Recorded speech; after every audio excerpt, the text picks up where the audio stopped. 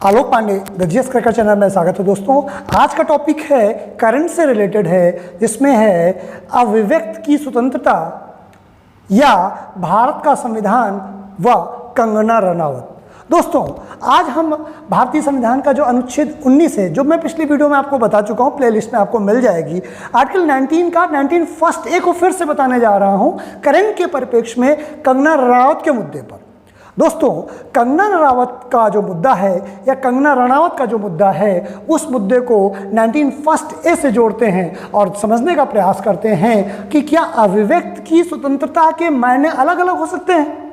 क्या भारतीय संविधान में 19 फर्स्ट ए अलग अलग तरीके से एक्सप्लेन किया जा सकता है, या इसी के साथ में एक मुद्दा और जोड़ते हैं, R Bharat Republic Media Network का जो है स्वतंत्रता है, अभिव्यक्त की स्वतंत्रता में 19 फर्स्ट ए वहां भी जुड़ जाता है। दोस्तों, 19 फर्स्ट ए में दो बातें हैं। यहाँ पर वाक अभिव्यक्त की स्वतंत्रता की बात की गई है, प्रचार प्रसार की स्वतंत्रता की बात की गई है। इसमें इलेक्ट्रॉनिक मीडिया, प्रिंट मीडिया सभी शामिल है 19 फर्स्ट ए में। दोस्तों, कंगना रनावत ने सुशांत सिंह केस के मैटर पर महाराष्ट्र पुलिस और महाराष्ट्र सरकार के नियत पर या उनके कार्यशैली पर प्रश्न चिन्ह उठाए। क्या ये गलत है?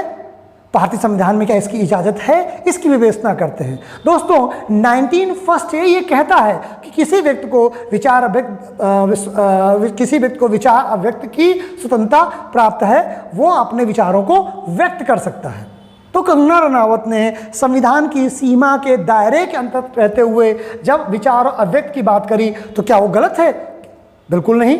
क्यों? क्योंकि 19 फर्स्ट अधिकार देता है कि अगर कुछ रीजनेबल रिस्ट्रिक्शन को छोड़ दिए जाएं। अगर आप उन रीजनेबल रिस्ट्रिक्शंस को जानना चाहते हैं तो आर्टिकल 19 को जो यूट्यूब में प्लेलिस्ट में मेरा पड़ा हुआ है, उसको जाकर के पढ़ लीजिए, तो आपको इसके जितने भी गहरी चीज़ें हैं वहाँ से आपको पता चल जाएगी। आजकल मैं करंट को बेस करके बात बता रहा हूँ कि कंगना रनावत या रिपब्लिक मीडिया नेटवर्क और 19 फर्स्ट ए का संबंध क्या है, क्या अलग अलग विचार हो सकते हैं अभिव्यक्त की स्वतंत्रता में।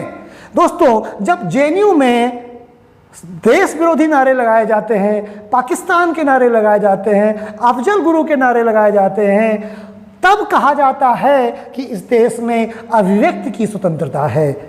19 फर्स्ट में कहा गया है। अब जब कंगना रनावत एक मुद्दे पर केवल बात कर रही है कि सुशांत सिंह के मैटर में 60-65 दिनों तक पुलिस ने जांच की और कोई जांच नहीं हुई, उसमें महाराष्ट्र सरकार को, सीबीआई को रिकमेंड नहीं कर रही है, तो एक भारतीय नागरिक क्या अपने 19 फर्स्ट ए का उपयोग नहीं कर सकता है? कर सकता है। और इसके लिए किसी तरीके से प्रत्यक्ष या अप्रत्यक्ष दबाना या उसको क्रश करना गलत है। कंगना रनावत के घर का मैप में जो परिवर्तन किए गए थे, घर के इंटरनल मैप में जो परिवर्तन किए गए थे, छोटे मोटे जो परिवर्तन डेकोरेशंस के कर लेते हैं, वो भी पीएमसी के या कानपुर में हो तो केडीए की या नगर निगम की सहमति से करना पड़ेगा। और क्योंकि पीएमसी की कंसेंट लेकर के नहीं की गई थी या उतनी सी बात पूरी तरह से नहीं मानी गई थी, जो विवाद है वो मुश्किल से 100 स्क्वायर फीट या 150 स्क्वायर फीट की एरिया में है, और उसकी वजह से उसके पूरे घर को नष्ट कर दिया। या मीडिया में 19 फर्स्ट में कुछ भी दिखाने की स्वतंत्रता है, जो रीजनेबल रिस्ट्रिक्शंस है उनको छोड़ करके।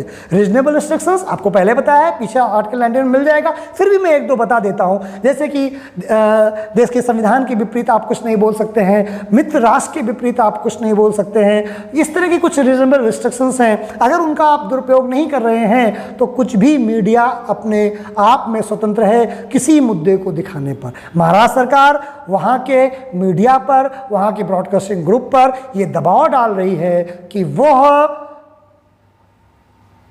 रिपब्लिक भारत नेटवर्क को दिखाना बंद कर दे।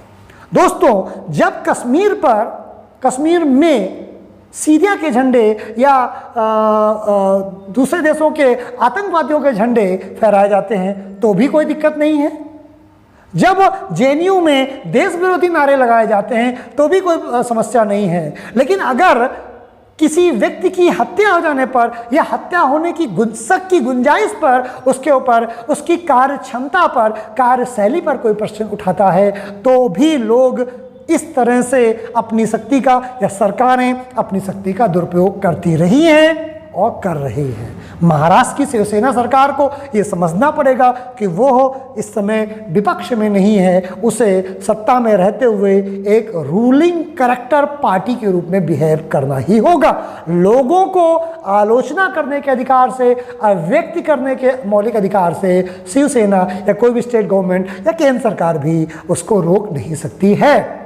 अगर इसको हम ये तुलना किया जाए कि शिवसेना ने कंगना रनावत के किसी एक बयान को लेकर के या 2-4 बयानों को लेकर उसके घर को गिरा दिया, तो आप क्या उम्मीद करते हैं कि भारत के प्रधानमंत्री श्री नरेंद्र मोदी और गृह मंत्री अमित शाह जी को क्या करना चाहिए? उनके खिलाफ तो आए दिन मीडिया पर आए दिन लोग प्रोपेगेंडा करते रहते हैं। इसीलिए क्या उनको भी लोगों के घर गिराने चाहिए? नहीं, ये उचित नहीं होगा। ये लोकतंत्र के लिए उचित नहीं है कि कुछ मैटर पर तो ये अभिव्यक्ति की स्वतंत्रता का सहारा लिया जाता है जो आपको सूट करता है, आपके वोट बैंक को बढ़ाता है। तो इस देश में कुछ सिलेक्टेड नहीं हो सकते हैं, सिलेक्टिव अपॉर्चुनिटी की बात नहीं की जा सकती है, सिलेक्टिव मेंटेलिटी की बात नहीं की जा सकती है। अगर एक व्यक्ति के पास 19 को लेकर के जेएनयू में इस देश के खिलाफ नारे लगाने का अधिकार है और एक दूसरे व्यक्ति को सरकार की गलती दिखाई देने पर भी उसकी आलोचना करने का अधिकार नहीं है, तो दोस्तों ये देश के लोकतंत्र के लिए अच्छा नहीं है। इसलिए दोस्तों कंगना रनावत के साथ या आर भारत के साथ जो सरकार कार्य कर रही है ये गैर संवैधानिक है, गैर लोकतांत्रिक है और गैर जरूरी भी है, और ये है 19 का सरासर उल्लंघन है।